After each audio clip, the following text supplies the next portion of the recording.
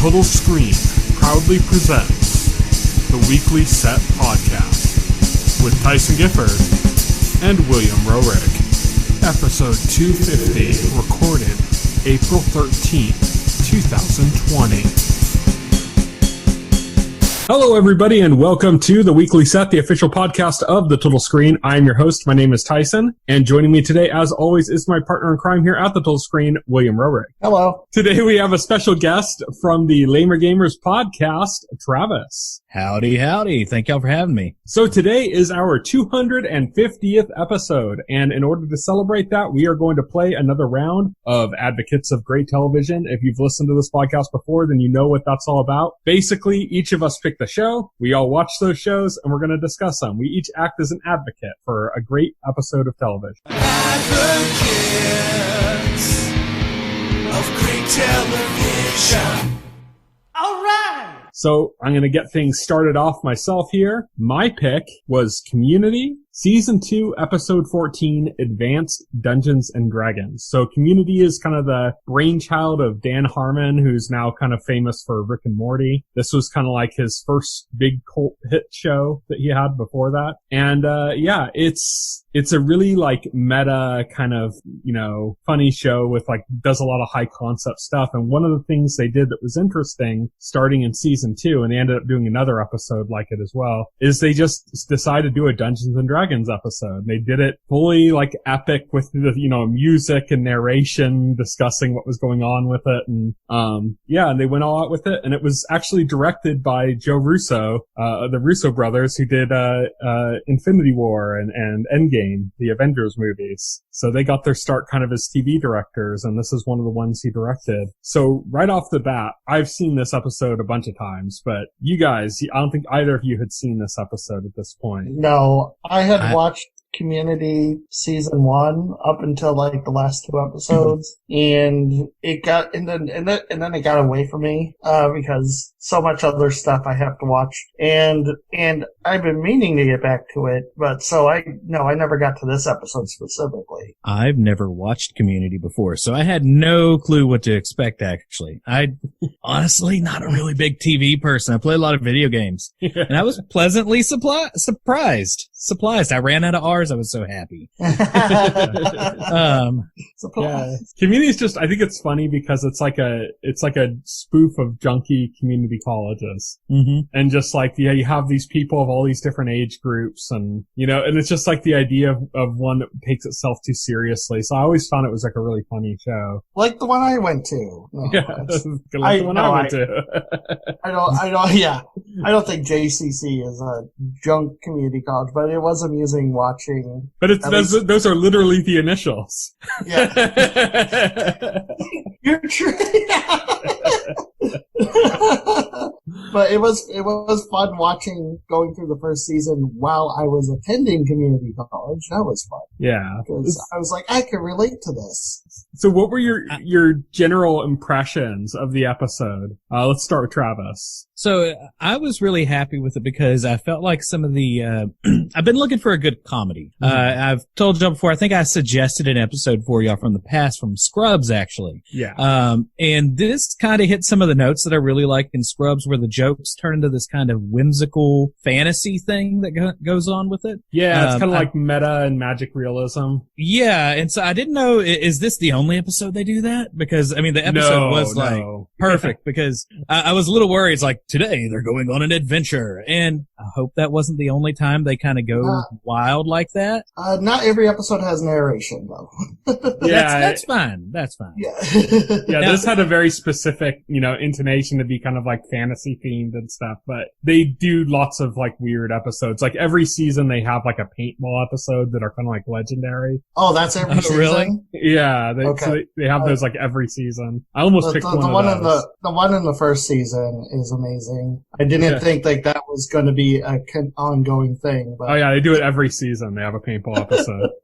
it made me really want to get a game of Dungeons and Dragons back together. Yeah. And so I'm like, man, how do I do a virtual game like now? That's what I need to do. That's one thing I took away. It really made me want to be like, I need to get into some virtual Dungeons, because I've never like really played Dungeons and Dragons, but it's always, that seemed like interesting to me. Oh, it's so good. Especially if you have a good group. I mean, they showed some really interesting dynamics in that show that would be kind of the people you would expect to see in a I guess in a game. So I thought that was really fun. I loved the whole, it was such a great episode. I loved the whole thing where they set up Pierce as like the bad guy. Yeah. Chevy Chase. By the way, I was not expecting Chevy Chase to be in this show. I wasn't expecting half the people in that show, to be honest. Yeah, it's got a great cast. Absolutely. The cast is phenomenal. Oh, yeah. And Chevy Chase is really good at being a jerk and just like super evil. I was kind of surprised actually, because he's always playing like an aloof character. Too. I have heard that, because I was like, is that who I think it is? I typed in Chevy Chase Community and they're like, Chevy Chase is being a jerk and he's playing doing such a good job at it on this show. It's just like real life. Oh, there's a lot of behind the scenes drama with Chevy Chase and stuff. I saw he's left the show. Yeah, he left the show.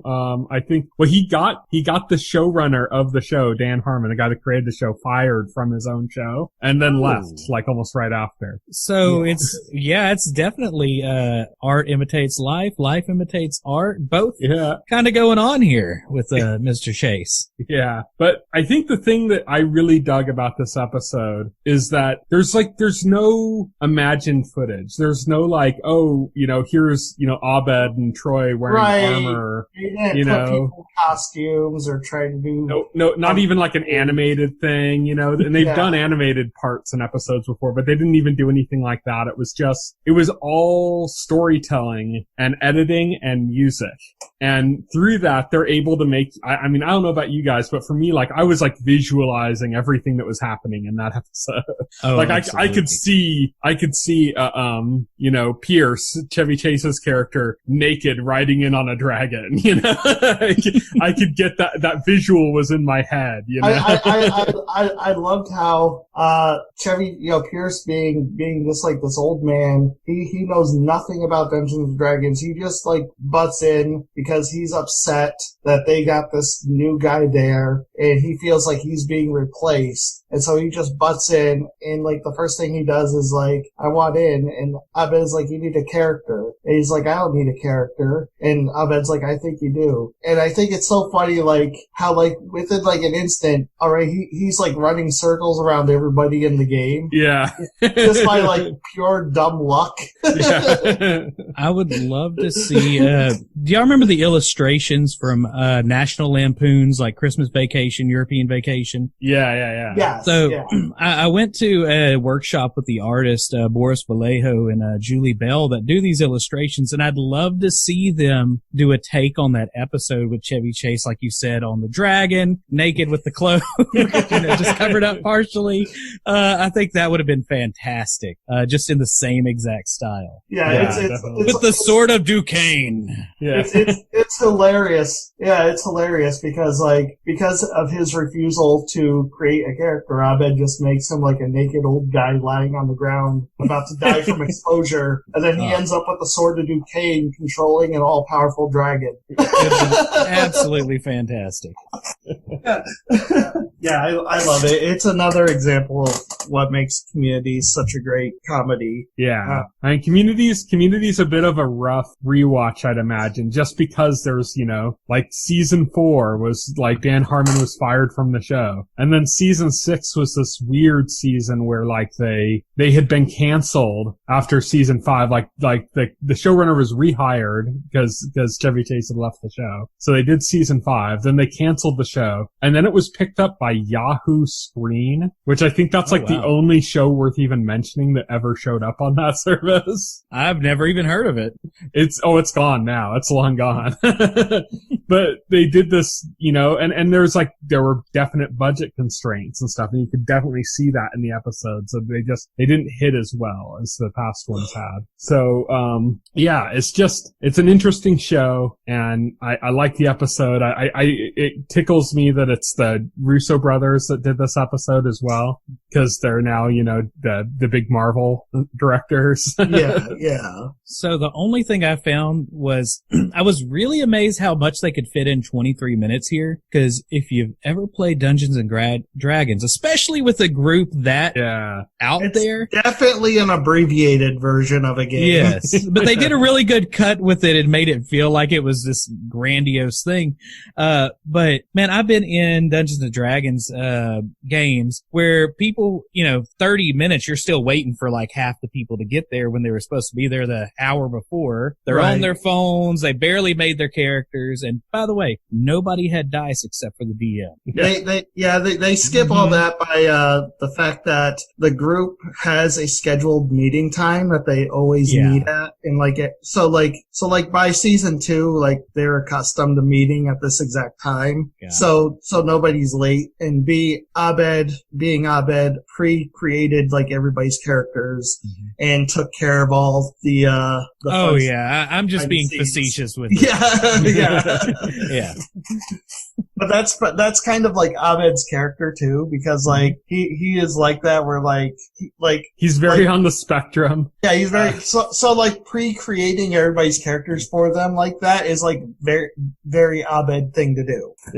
I love that. Was it that one character is so and so the well endowed, and it was supposed to be Troy's character, but but because people just grabbed random character sheets. Yeah, ended up being it was Annie, wasn't it? Or Annie, yeah. And Annie had the one scene where she had to flirt with an innkeeper or do something. I can't remember. It was supposed to be Jeff was supposed to flirt with the elf maiden outside to get the Pegasus, and Jeff was being this is weird. I'm not doing this. And then Annie what makes the scene hilarious is because Annie takes the ball from Jeff and just runs with it, and then you get this montage of they're going into some real details about the sex, how the sex is happening.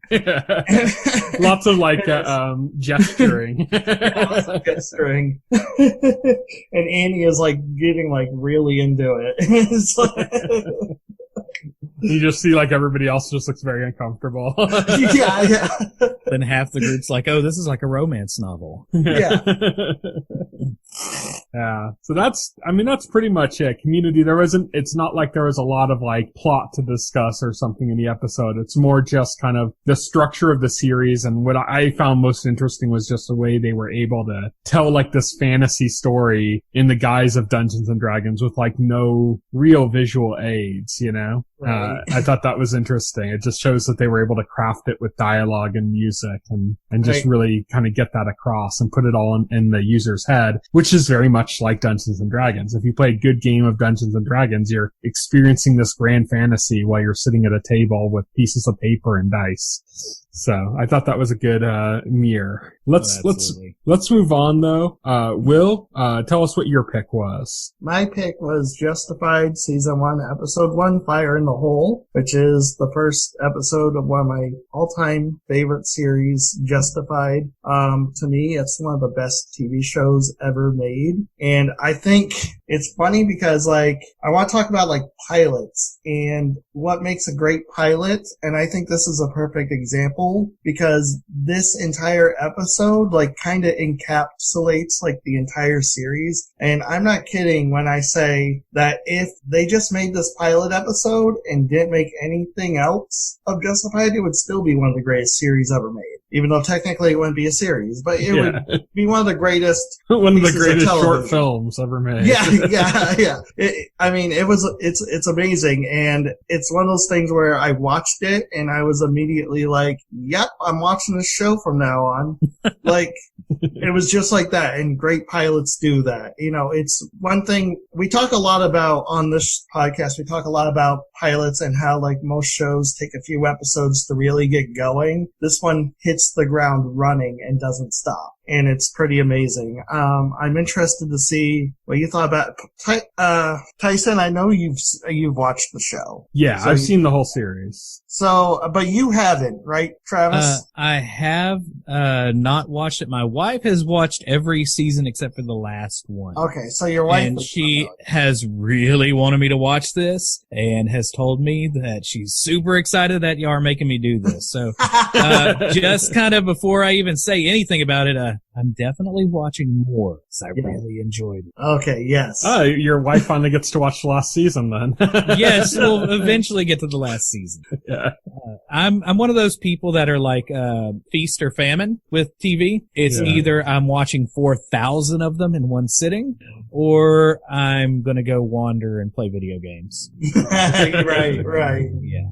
Definitely. I think you'll get into Justified even more as you spend more time with those characters. I mean, it's Elmore Leonard. It's based on one of his books and his characters. So it's just got that wit to it, that he's kind of famous for. And, I think as it goes on, you'll really you'll spend more time with the characters and you really get to like them and understand them on deeper levels. What's interesting is like this episode sets up so the conflict between Raylan and Boyd Crowder, and like the show is interesting in the fact that from here on in, like it presents those two characters as almost like dual protagonists, because you get you get like a lot of focus on Raylan and what he's doing, but you also get like almost equal focus on like Boyd and what he's scheming and what he's doing, you know. But he's not presented like an antagonist so much as he is like a anti-hero. Yeah. In his parts. Like he's ever present. And it does come to a confrontation.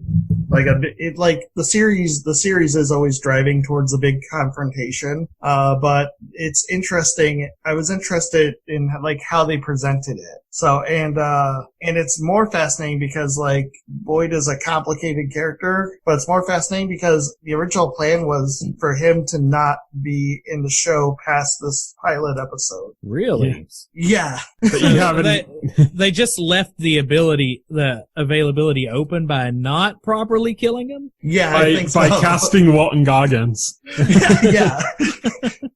They casted Walton Goggins, and that was it, you know? Oh, yeah, no, you could tell he was going to be there permanently. He plays the character way too well. Yeah. Right. He's one of those guys, it's like Ben in Lost. I don't know if you've ever seen Lost, Travis, but... I have very much so seen Lost. They brought in the character of Ben Linus, and he was supposed to be like a one-off. Like, he was supposed to just be in a few episodes, and then he was gone, you know? But Michael Emerson, who played him, was so good at playing this, like, deceitful character that they just were like, well, we can't get rid of him. Like, he's too good, you know? He just chews up the scenery. We need him in it, you know? And so he ended up becoming such a integral character to the series. Well, I feel like they did that with some of the, Walking Dead with, dude with the baseball bat. I can't remember his name. Negan. Yeah, Negan, like, I felt like they had to keep, for an extended amount of time just because his character was so charismatic. And, you know, that's one thing I think that these, the way the characters are written, but the way that they're presented in the show, they're these extremely charismatic, beings, I guess. But man, the dialogue is just like spot on for the whole thing, and they just play through it so well. I was really, really excited about how they were portraying the characters in this one. Yeah, I mean, a lot of that credit's going to go to the source material with Elmore Leonard, you know, that kind of established what the dialogue needed to be like, and it ended up being very authentic for the area, apparently. I mean, I've never been to Kentucky. I mean, I know people from Kentucky. We should have invited Matt to be on the podcast. I actually had this written down. I saw Harlan, Kentucky. Where is that in Kentucky? We need to call Mattavelli. And I love like the show, like they make like several snide references to like Harlan just being like to the point where like they don't even have it mapped. You know, like it's just this backwater part of Kentucky that it's like mountain man land, you know? Yeah, it's like mountain man land that nobody cares about, and it's like the setting for the series. but you get some interesting characters out of that setting. So watching the Community episode before this, it made me think about Dungeons and Dragons and what stats they would have laid out for each character. And the main character has sneak all the way up to 100, by the way. You see this multiple times through the episode. However, all the bad guys are like got a level 2 maybe. They're just terrible. They're playing loud music and all sorts of things. It did kind of remind me of an old, like the way the characters I guess were designed in a sense, reminded me of like old beat 'em up games from Capcom and stuff. Oh yeah. It was just a little slightly outlandish, but just enough. It's like outlandish, and then you remember where it is, and then you're like, those characters are fun. Yeah, for the most part, Boyd surrounds himself with idiots, even though Boyd himself isn't an idiot. Mm-hmm. Dewey Crow especially is like somebody who sticks around for pretty much the entire series, and he never gets any smarter. But like the stuff he's the character, by the way, that like Raylan, like he was like in the car and he was going to get a gun on Raylan, and Raylan like just kind of showed up and stopped him. Yeah, I mean he's using them as pawns too, so he's surrounding himself with easy idiots basically. Twisting them and getting them to do things for him. It's going to be interesting, I think, later in the show, because he seems like the guy that's going to have this giant diatribe, just like a normal villain would have. So I'm curious to see. He kind of did that at the end of the first episode. Yeah, he kind of did it. Like I said, it does have its rough edges, but I think it fully like realizes the concept of the show. And I think what makes it unique in terms of pilots is that not only does it realize the concept of the show, but like I said, you can take it. It's perfectly good as a piece of entertainment in its own right. It doesn't need anything, it's not trying to build, it's not, I guess, shouldering the burden of trying to build context for later events, even though like everything flows out of this. It's like I said, the show could end right there and it would have a fully realized beginning, middle, and end. And absolutely. It's like a one-shot comic. Yeah, you can walk away from it fully satisfied. Yeah. My wife would not be happy with that, though. No. That's not going to happen. I can't just leave it after the first episode, guys. You'll realize I have to go back to this. Yeah, okay. It gets better as it goes. Like, I'm looking at the wiki page for it right now, and I'm seeing the name Margot Martindale is the name of an actress, and she shows up in season 2 as kind of like the big bad of season 2, because as we mentioned, Boyd Crowder isn't really the antagonist of the series. He's kind of like a split protagonist with Raylan.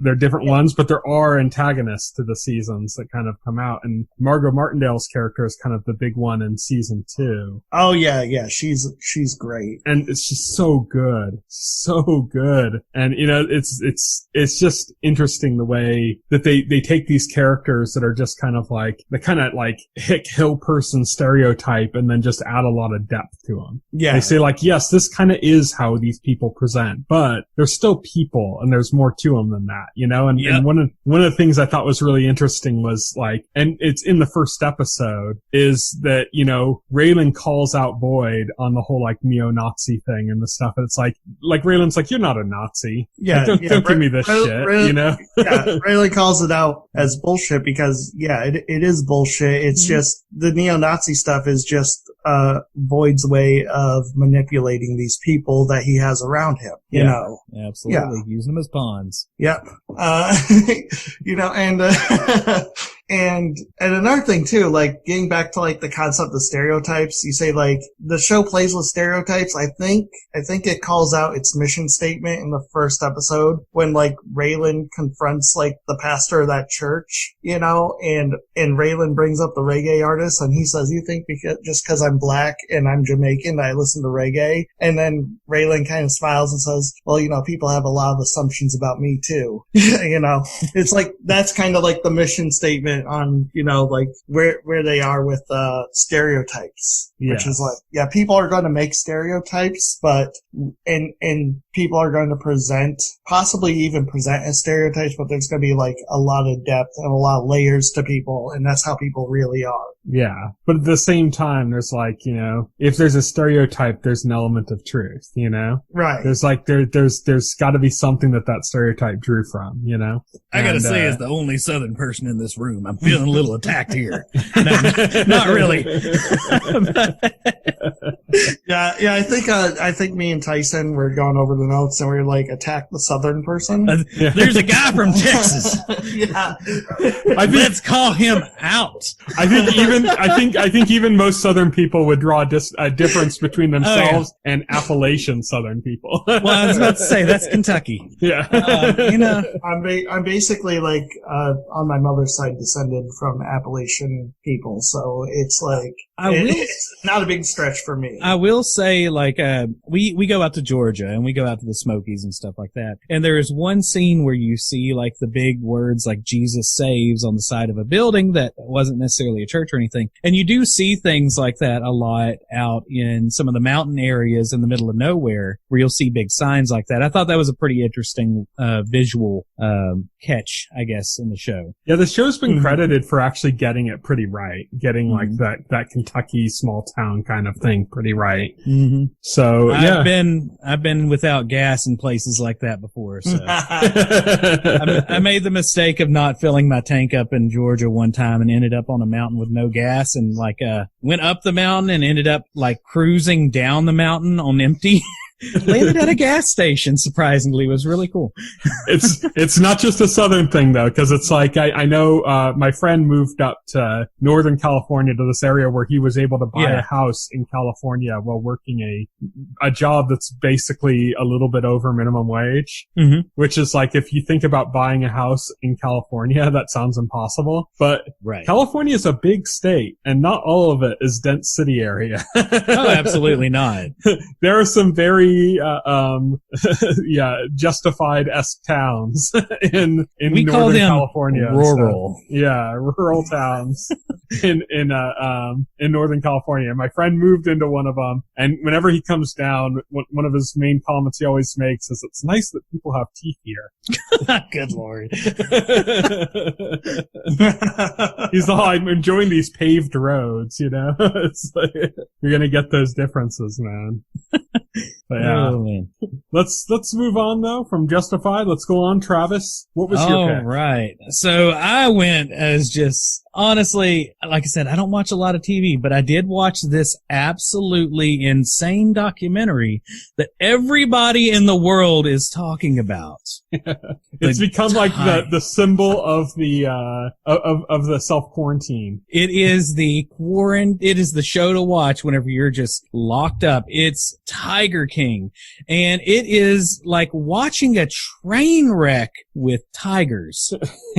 Yeah, train wreck.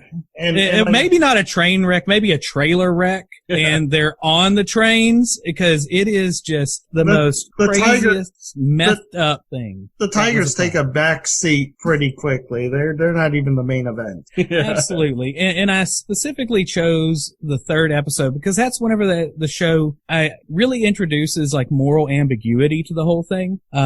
So you're introduced to these characters and they almost make the Joe Exotic, who's the main character, almost like a hero character, right? Then they bring in the Colts and things like that, and then they bring in Carol Baskins, who he has saying it nice would be like to say it's like the Hatfields and McCoys. I don't know. An antagonist. There, you start seeing the really evil side of him in a way, but you also see her backstory, which shows a possible murder, and it kind of asks questions in a sense. Did she murder her millionaire ex-husband, or did he really just quote unquote disappear? And then you also see some things where her tiger rescue place has kind of like these multi-level marketing schemes in a sense with interns and all this other stuff. I found it as just an interesting episode to where they built up all these larger than life characters, then they kind of show you the shades of gray, I guess, after they've kind of painted them initially. And this episode to me was just interesting. So I kind of had some questions for y'all. Okay. Well, first off, I wanted to say that Will and I both, we discussed before we started on here, both of us watched the third episode and then we're like immediately like, okay, we need context. We went back and watched like the first two episodes. I actually started from the first episode, so I didn't even. Okay. So I went 1, 2, 3. It's a building process. Yeah. I watched the third episode, then went back because I'm like, a lot of what's happening in the third episode is like hearsay from certain people that look kind of weird, and I kind of need a little context on these people. And then you watch it, and you're like, okay, now I got context. Because here's the funny part: before Tyson gave me yours or his pick for what we were going to be watching, I had already decided that I was going to start watching Tiger King, and I had already decided that was the thing I was going to do because everybody's talking about it, and I was like, there's these memes. I was like, okay, I need to like understand this, and so I decided I was going to watch it. And Tyson's like, yeah, Travis wants you to watch episode 3 of Tiger King, and I'm just like, okay. And that was really what got me, is because I kept seeing all these memes, and what's funny is all these teachers were sharing these memes, and I really thought it was a satire at first. I didn't realize it was a documentary, and you thought it was kind of like a Trailer Park Boys kind of thing. Yeah, and I just thought it was just a really good satire, maybe, and it's real, but it's surreal. I mean, if you want to go to it, it's just so wacky, and the characters that these people have made themselves into, because they're all showmen. Even Carol Baskins, she is a showman in a sense too. Hello, you cat. What is it? Cats and Kittens. So it was just, it's really interesting. And by the third episode, like, I was hooked and I couldn't stop. And I don't know. Do y'all? I gotta say, do y'all think she did it? Here's the thing. I'm kind of torn, right? Because I don't want to jump to conclusions and say that she did it. I mean, there's not enough evidence, obviously, to support that conclusion. But there's an awful lot of happy coincidences, let's just say. There's a lot of what we'd call narrative threads if it was fiction. Yeah, if this was fiction, there's like a lot of narrative threads that certainly point to it, because again, there was the fact that she was threatening a divorce, and that he was threatening to take everything away from her, and then as soon as that process started, he disappeared, and she ended up with all of his money, all of his animals, all of his stuff, kind of like fortuitously, it's kind of like, and it's like, it's possible that he tried to fly off to Costa Rica by himself, but why would he leave everything behind and just like, vanish? Like, you would think he would keep something for himself so that he could build this new life that he was apparently planning to do.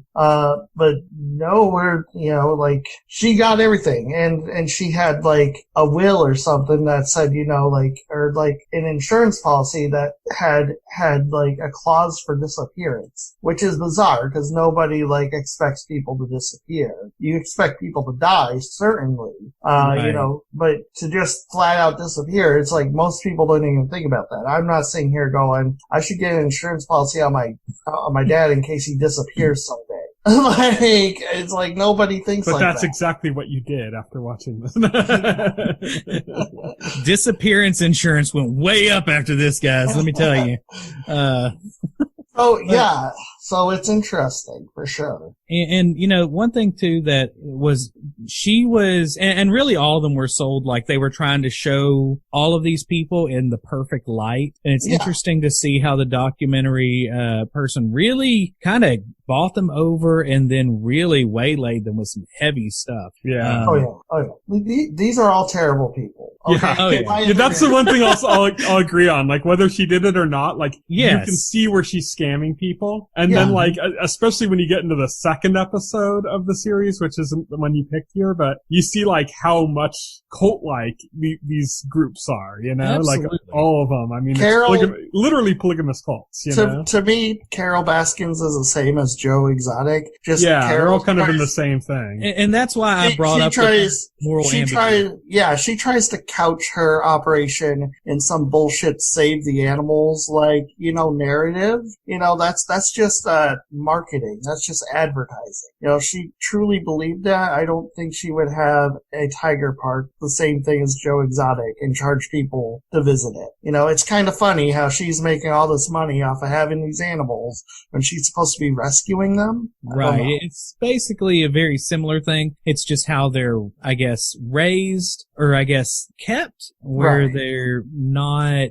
for petting or for, you know, show so much, but really they're still for show. Yeah, they're still there. She's still profiting off of them. Right. You know, she's just trying to claim some moral crusade that, you know, seems to me to be very shaky. So have either of y'all gone past this episode yet? I have not yet. I plan to. Okay. But I got sidetracked. It's okay, because more bad guys show up. Oh boy. More craziness happens. And some of the stuff that they start letting loose in this is it's strangely intriguing. Like I said, it's just a crash, and they just start showing different angles of the crash. What's the other guy in Florida, Doc Antle? He's the worst. Right. He's the worst of them so far. I mean, he's literally running a sex cult. I'm going to just say so far. Yeah. Yeah. No, he's probably one of the worst, honestly. Well, you also have the Colombian drug cartel lord guy. Yeah, I know. And he's almost forgotten by the end of it too. Like, this guy actually has like straight up murdered people, and he's almost treated like as an afterthought in this.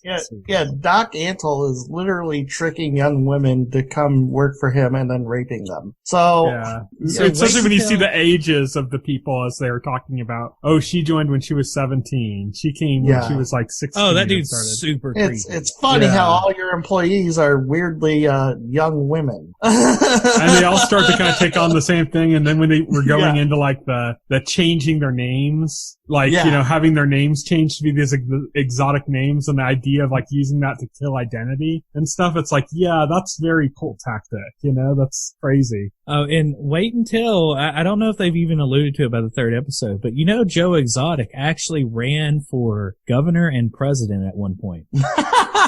Oh crap. It always happens like that. It always happens like that. Crap. And I think I remember that. I think he got about 19% of the vote, I think, in Oklahoma. Kidding? Oh my God. So it gets wilder. I remember seeing Joe Exotic campaign ads, like, I think during the 2016 presidential election, because I think he did run a presidential election in 2016, and I remember laughing at it like, oh my God, look at this freaking clown running for president. Vote for me, I'm the gun-toting, and, it's just, it's wild. It's so wild. I saw that campaign ad. Yeah, I remember that now. I totally, saw that, laughed at the dude, forgot he existed immediately after. Yeah. Well, it's like if you've ever watched, Narcos or anything about, Pablo Escobar, he, he was basically in control of the entire country at one point. He ran for president and wasn't able to get it because of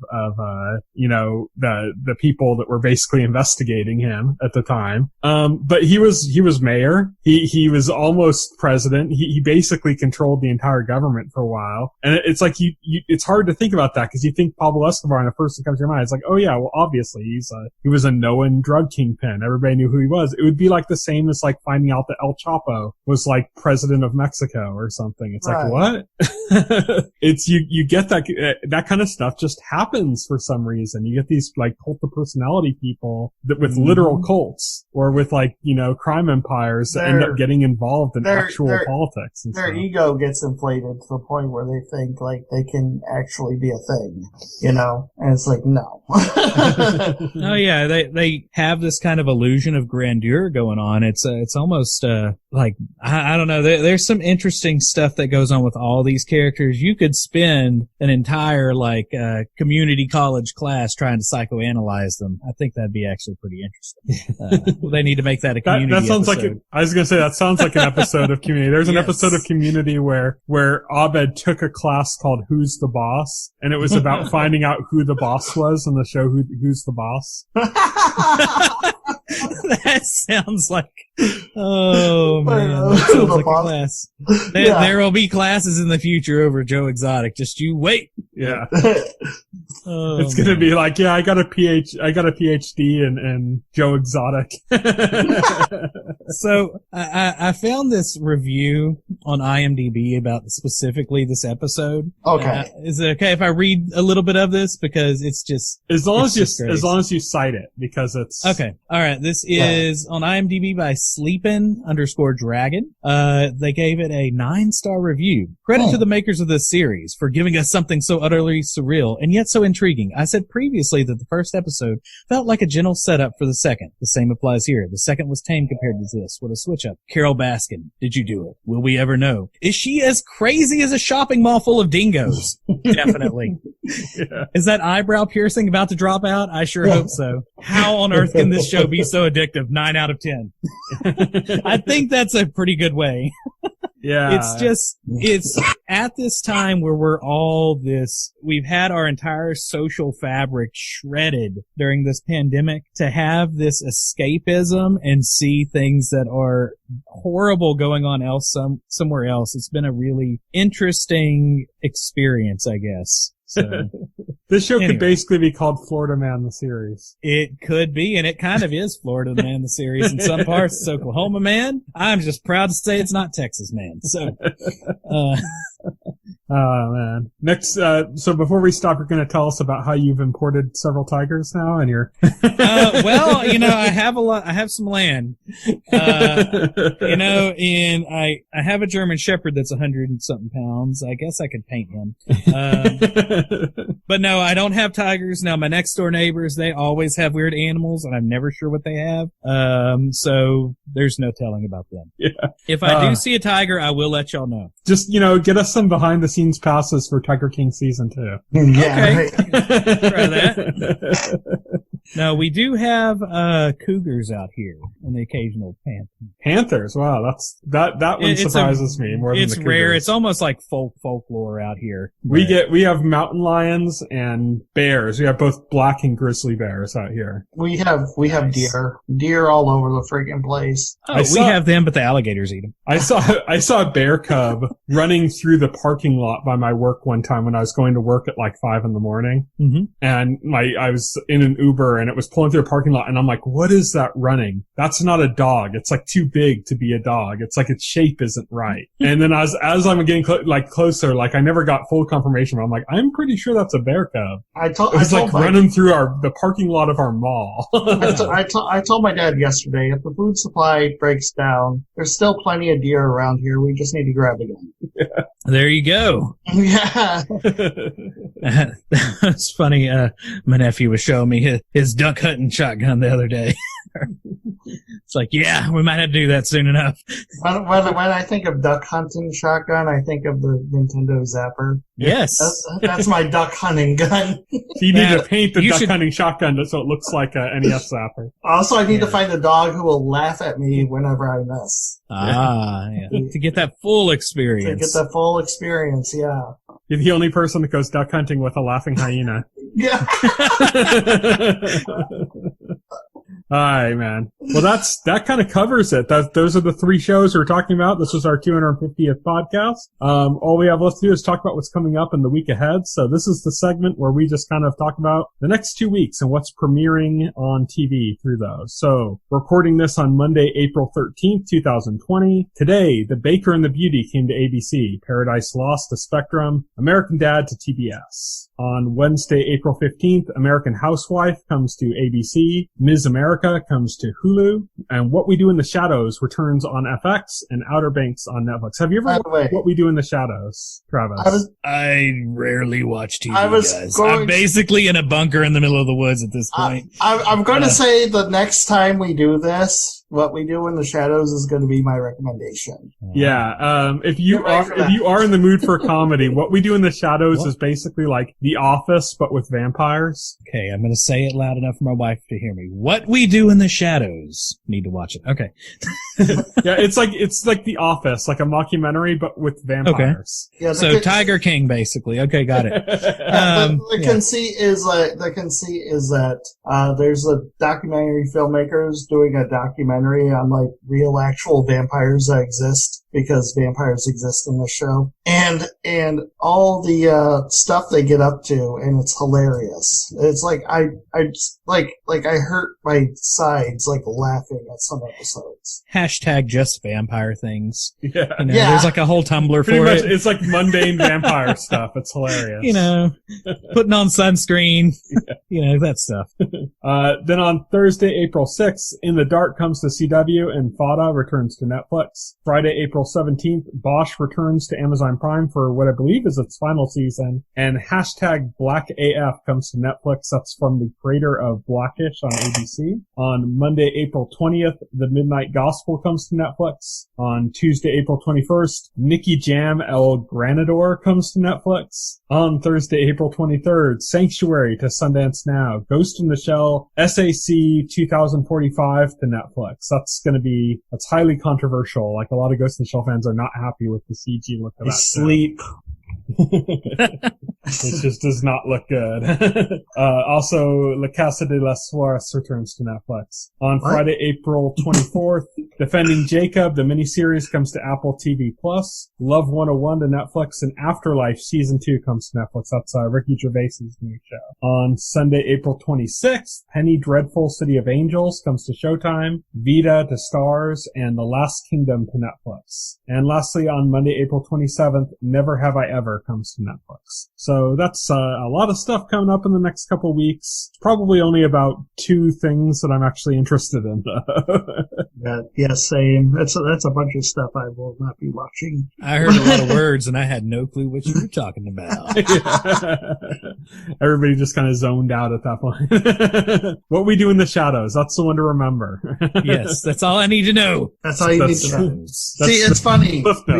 We watch a lot of TV, but there's still boatloads that we don't watch. And what's going to be at my household will be Justified in Community, apparently, for the next couple weeks. So great show. Yes. Yep. Great shows. So that's it. Next week, we're going to be talking about Lost Season 4 as part of our ongoing Lost rewatch. Until then, you can reach me on Twitter. I'm at Tyson Gifford. You can reach Will. He is at Voxel Hero. Travis, do you have any social media plugs you want to put in? Hey, at Lamer Gamers Cast on Twitter. Yeah. Yeah, and check out, he has a podcast as well, so check that out. You can check out our Facebook page and our YouTube channel, as well as our site, thetotalscreen.com. You can subscribe to the podcast through any major podcast client like iTunes or Pocket Cast. And the entire backlog of our podcast is available on our YouTube channel because SoundCloud only lets us put up about 3 hours at a time. Thank you already for listening. Good night. Good night. Adios. If you would like to reach out to us and make a comment, send an email to contact@thetotalscreen.com. Stay tuned to The Total Screen for the very best in genre television.